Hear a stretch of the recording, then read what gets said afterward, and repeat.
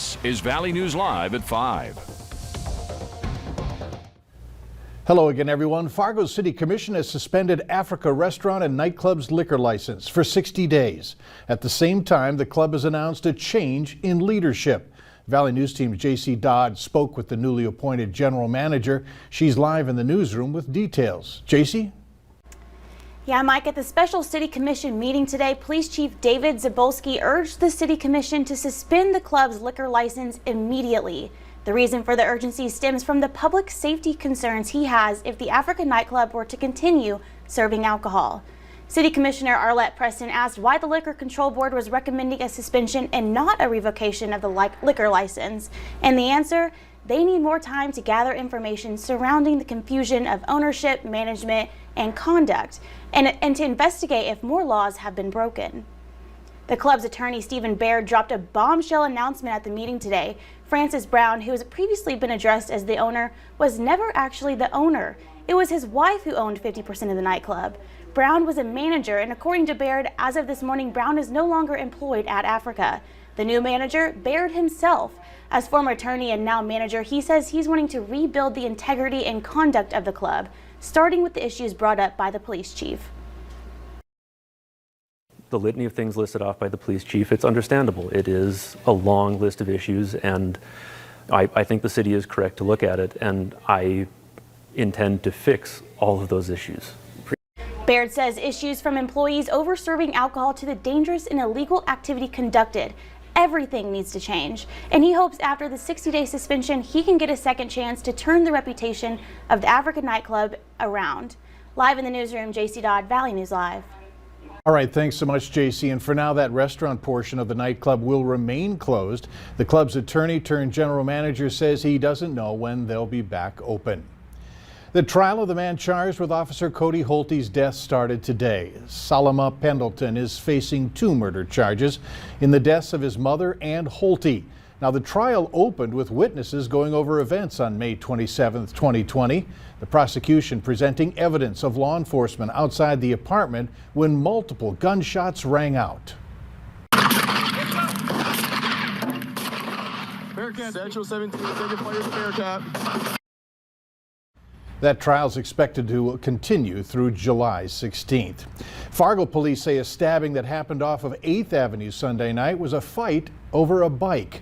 45-year-old Azdizamon Muse was arrested for aggravated assault in this case. Court documents say that he admitted to stabbing the victim in the throat with a red box cutter and also said the stabbing happened because the victim tried taking a bike that didn't belong to him.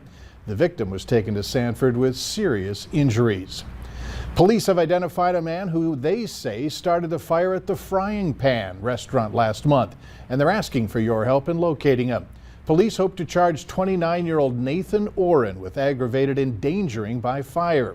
He stands 5 feet 11 inches tall. He weighs 158 pounds. He has brown eyes and brown hair. Oren is suspected of starting that fire at the restaurant's dumpster back on June 14th. The fire spread to the roof of the building, causing about $5,000 in damages. It was one of a string of dumpster fires that occurred that week. Hope you found a way to stay cool today. It's been hot out there. Hutch is here with the latest on how high the mercury has climbed and what we can expect this evening. Hutch? Mike, thanks so much. Good evening, everyone. Weather across the valley is hot and traffic on the heavy side. As we head into the evening hours, our temperatures are pretty warm. In fact, if the old ice cream truck stops by your neighborhood, have that tongue ready and watch out for brain freeze. You'll have to eat it very quickly because in seconds it'll start getting mighty drippy. And here's a look at your temperatures right now, near 90 from the valley and points west, and Lakes Country very hot as well, with Detroit Lakes at 86.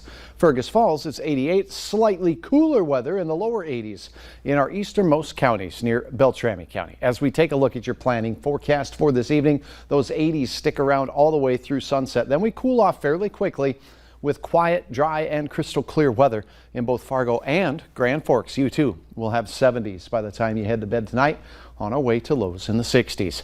Well, that holiday weekend forecast is becoming more clear. There is going to be a chance for a few rumbles of thunder. I'll have hour-by-hour details here, Mike, in just a few minutes. All right, thanks, Hutch. 2 people will be out of their home tonight after a fire in their garage. It happened this afternoon in the 400 block of 16th Street North in Moorhead. No one was hurt. However, a cat died from smoke inhalation. The cause is under investigation. Still no word on a damage estimate. A man is in jail after police found marijuana plants in his Valley City apartment. Authorities were tipped off about the growing operation in the 600 block of 11th Avenue Southwest. Investigators found several pot plants along with items used to grow and manufacture marijuana. Sean Kroll was arrested. Police say more charges are expected. A man is recovering after being pinned under a tractor for 30 minutes. It happened last night along Highway 27,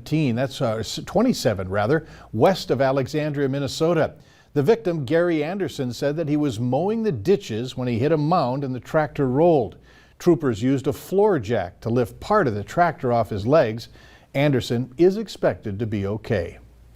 The President and First Lady traveled to Florida today, where Surfside residents are still struggling with the collapse of a condo building. Rescue operations have paused due to safety concerns. So far, 18 people are confirmed dead in the tragedy. Still, more than 140 people are unaccounted for. Skylar Henry reports. Our message today is that we're here for you. Words of comfort from the consoler-in-chief as the community of Surfside grieves last week's tragic condo building collapse. The President and First Lady met behind closed doors with the families of building residents. They had basic heart-wrenching questions. Will I be able to recover the body of my son or daughter, my husband? We did hear audible sounds, and they were searching for a female voice is what we heard for several hours, and eventually we didn't hear her voice anymore. Rescue efforts paused early Thursday due to concerns over the structural integrity of the part of the building still standing. Engineers and experts are working on options to continue operations. Obviously, we believe that continuing searching is something that's very, very important. What you're doing here is incredible. Earlier, President Biden thanked local first responders. The president is also pledging federal assistance in the rescue operations. A FEMA official says they'll have around 500 personnel on the ground by the end of the day. I think I have the power, and we'll know shortly that to be able to pick up 100% of the costs for the county and the state over the first 30 days. We want to make sure, the world wants to make sure that a tragedy of this nature never, ever happens again. Meanwhile, tributes from around the community continue to pour in. Skylar Henry, CBS News, the White House. Officials say rescue operations will resume as soon as it's safe to do so. Johnson & Johnson will start testing its COVID-19 vaccine in teens this fall. The company says it's planning 4 pediatric trials. The first will include children 12 to 17 years old. At least 4,500 participants will be enrolled in all 4 trials. Johnson & Johnson's COVID-19 vaccine is currently authorized in the U.S. for people 18 and older. Today was the last day of operations for Sanford Health's Gordman's COVID vaccinations. They're shifting their focus to getting patients vaccinated at their doctor's offices.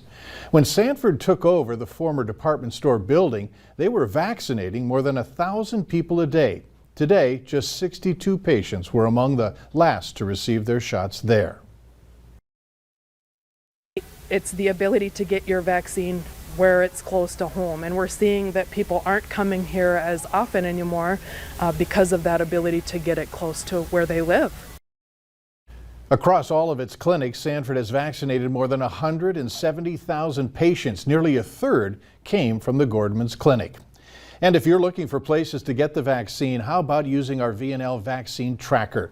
It's on your home page of our website, or, as we've reminded you several times, right now you can open your phone camera, point it to the QR code on your screen, then tap the link that pops up. Minnesota has hit the president's vaccination goal. Governor Tim Walz saying 70% of the state's 18 and older population has gotten at least a dose of the vaccine. The president wanted every state to do so by July 4th. In North Dakota, data shows around 50% of those 18 and up have gotten at least 1 dose. There's a new treatment for South Dakotans with certain medical conditions, marijuana. Medical marijuana is now legal in South Dakota, and with that, the first dispensary opened near Sioux Falls. However, there are rules in place regarding who can purchase and use medical marijuana. The list of conditions includes seizures, cancer, and MS. The state health department is expected to add more conditions as the program gets underway. Moorhead Cruise Nights are bigger and better than ever. Next on Valley News Live at 5. What is really making tonight's event more special? Summer-like weather as we close out the month of June yesterday with hot weather. We start July off equally as hot. A lot of 90s out there, and it gets even hotter. Your hour-by-hour forecast for the holiday weekend is straight ahead.